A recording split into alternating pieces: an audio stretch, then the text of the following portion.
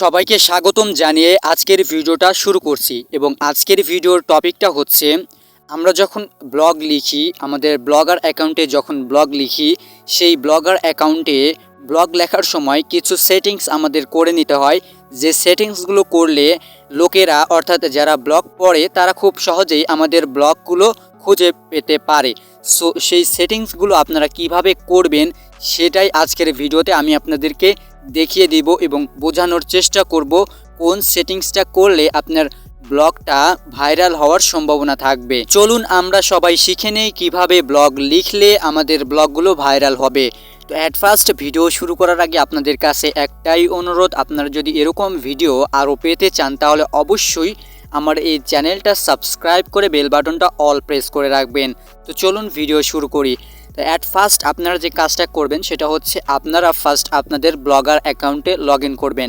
Basically যেরকমভাবে আপনারা blog লেখেন সেরকমভাবে ব্লগ লেখার পেজে চলে আসবেন। এখানে দেখতে পাচ্ছেন আমি কিন্তু ব্লগার অ্যাকাউন্টে চলে এসেছি এবং দেন ব্লগার যেখানে লিখি আমি যখন যেখানে ব্লগ লিখি সেখানে কিন্তু আমি চলে এসেছি। তো আপনারাও এখানে আসবেন, যেখানে ব্লগ লেখা হয় সেখানে আসবেন। অ্যান্ড দেন আসার পরে এখানে একটা বিষয় লক্ষ্য করুন, এখানে ব্লগারের এই ডান দিকে কিছু অপশন আপনারা দেখতে পাচ্ছেন। এই অপশনগুলোই মূলত আমাদের মেইন কাজ। এখানেই আমাদেরকে কিছু কাজ করতে হবে যে কাজগুলো করলে আমাদের আমাদের ব্লগগুলো ভাইরাল হওয়ার সম্ভাবনা থাকবে। সো এটা যদি আপনাদের না আসে তাহলে আপনারা যে কাজটা করবেন সেটা হচ্ছে এই পেজটাকে আপনারা ডেস্কটপ সাইটে কনভার্ট করবেন। অর্থাৎ যখন আপনি ব্লগার অ্যাকাউন্টে লগ ইন করবেন তখন সেটা মোবাইল ভার্সনে থাকবে, সেখান থেকে জাস্ট আপনারা ডেস্কটপ সাইট এটা অন করে নেবেন। অ্যান্ড দেন এখন আপনার যে কাজগুলো করতে হবে সেটা আমি আপনাদেরকে শিখিয়ে দিচ্ছি স্টেপ বাই স্টেপ।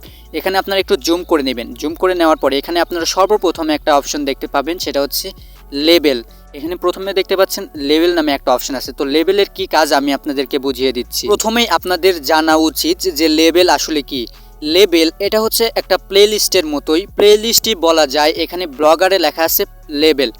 তো এখানে প্লেলিস্ট সম্পর্কে আপনারা যারা জানেন তারা হয়তো লেবেল সম্পর্কেও বিষয়টা বুঝতে পারবেন।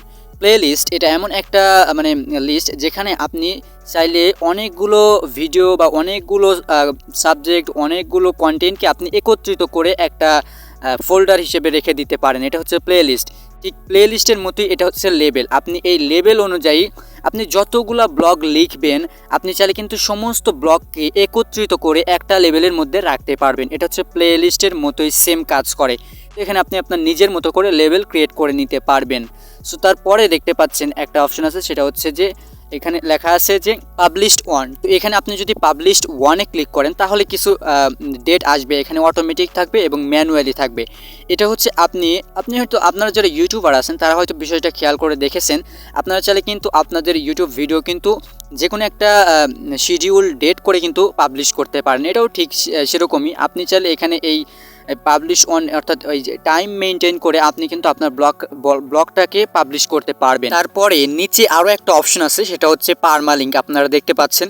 তো এই পারমালিঙ্ক এটা হচ্ছে একটা মোস্ট ইম্পর্টেন্ট একটা সেটিংস এই ব্লগারের জন্য। যখন আপনি এই পারমালিঙ্কটা ইউজ করবেন তখন আপনি আপনার ব্লগটাকে ভাইরাল করতে পারবেন খুব সহজেই। পারমালিঙ্ক সম্পর্কে আগে জানার চেষ্টা করি। পারমালিঙ্ক এটা আপনি যখন একটা ব্লগ তৈরি করবেন তখন কিন্তু সেই ব্লগের একটা লিঙ্ক অটোমেটিক তৈরি হয়ে যাবে। আর এই পারমালিঙ্ক ইউজ করে আপনি কিন্তু একটা কাস্টম লিঙ্ক তৈরি করতে পারবেন, যে লিঙ্কটা তৈরি করলে আপনি খুব সহজেই আপনার ব্লগটাকে ভাইরাল করতে পারবেন। অর্থাৎ যারা রিডার আছে তারা খুব সহজে আপনার এই ব্লগটাকে খুঁজে বের করতে পারবে। যখন রিডাররা একটা ব্লগ লিখে সার্চ দেয় তখন কিন্তু অবশ্যই সেই ব্লগের যে হেডলাইন আছে সেটা আগে আসে। তো এইখানে পারমালিঙ্কে যে আপনি কাস্টম লিঙ্কটা তৈরি করবেন এটা খুব ভালোভাবে কাজ করবে। যখন রিডাররা সার্চ করবে তখন এই ব্লগ পোস্টটা সামনে আসবে, এটা নিশ্চিত বলা যেতে পারে। যখন এই কাস্টম লিঙ্ক আপনি তৈরি করবেন তখন খুব সহজে এই ব্লগগুলো ভাইরাল হওয়ার সম্ভাবনা থাকে। সো আমি আপনাদেরকে নিজ থেকে সাজেস্ট করব আপনারা অবশ্যই ব্লগ লেখার পরে অবশ্যই এই পারমালিঙ্ক ব্যবহার করে কাস্টম একটা লিঙ্ক তৈরি করবেন। এটা হচ্ছে আপনি একটা ছোট টেক্সট লিখবেন, আপনি যে ব্লগটা লিখবেন সেই ব্লগের ওপর ছোট্ট একটা টেক্সট লিখে দিবেন যে ব্লগটা কী সম্পর্কে। যে এখানে দেখুন আমি কিন্তু লিখেছিলাম ব্লগ কিভাবে লিখতে হয়। তো আমি এখানে পারমালিঙ্কের মধ্যে লিখেছি ব্লগ রাইটিং। সো এটা হচ্ছে আমার কাস্টম লিঙ্ক হিসেবে এই ব্লগ পোস্টটি কাজ করবে। সো আপনারা আশা করি এটা বুঝতে পেরেছেন। তারপরে দেখুন এখানে লোকেশন দেওয়া আছে। তো এখানে আপনি যদি লোকেশনের উপর ট্যাপ করেন তাহলে এখান থেকে আপনি আপনার লোকেশন দিতে পারবেন। আপনি যে লোকেশন থেকে আপনি এই ব্লগটা লিখতেছেন সেই লোকেশন এখানে সার্চ করে দিতে পারবেন। যদি আপনারা লোকেশন সার্চ করে খুঁজে না পান তাহলে এটা দেওয়ার কোনো প্রয়োজন নাই। এটা যে দিতে হবে তার কোনো বাধ্যতামূলক না। আপনি চাইলে দিতে পারেন আর আপনি না চাইলে নাও দিতে পারেন, এটা সম্পূর্ণ আপনার ইচ্ছা, তবে দেওয়াটাই বেটার হবে। তারপরে দেখুন এখানে আরও একটা অপশন আছে, সেটা হচ্ছে সার্চ ডেসক্রিপশন। অর্থাৎ আপনি যে ব্লগটা লিখবেন সেই ব্লগ সম্পর্কে কিছু কথা বিস্তারিতভাবে লিখে দিবেন। আপনি যে ব্লগটা লিখলেন সেই ব্লগ সম্পর্কে সামান্য কিছু লিখে দিবেন, বিস্তারিত লিখে দিবেন, যেন এই ব্লগটার বিস্তারিত ডিটেলস হিসেবে এই ডেসক্রিপশন হিসেবে এটা কাজ করে। সেরকমভাবে আপনারা একটা ডেসক্রিপশন লিখে দিবেন। আর এই ডেসক্রিপশনটা কিন্তু বেশি বড় হয় না, ছোট হয়। সো কিছু ক্যারেক্টারের মধ্যে আপনাদেরকে এই ডেসক্রিপশনটা লিখতে হবে। অবশ্যই ছোট করে লিখবেন। অবশ্যই আপনারা যে সম্পর্কে ব্লগটা লিখবেন সেই সম্পর্কেই মেইন যে টপিকগুলো আছে, মেইন যে কথাগুলো আছে সেই কথাগুলো আপনারা এই সার্চ ডেসক্রিপশন এটার মধ্যে লিখবেন। তাহলে হবে কি, এটাও কিন্তু আপনার ব্লগটা ভাইরাল হওয়াতে কাজ করে, বিশেষ কাজ করে। অবশ্যই আপনারা এটা কাজে লাগাবেন। ওকে, ফাইনালি এখানে লাস্ট আরও একটা অপশন আছে, সেটা হচ্ছে অপশন।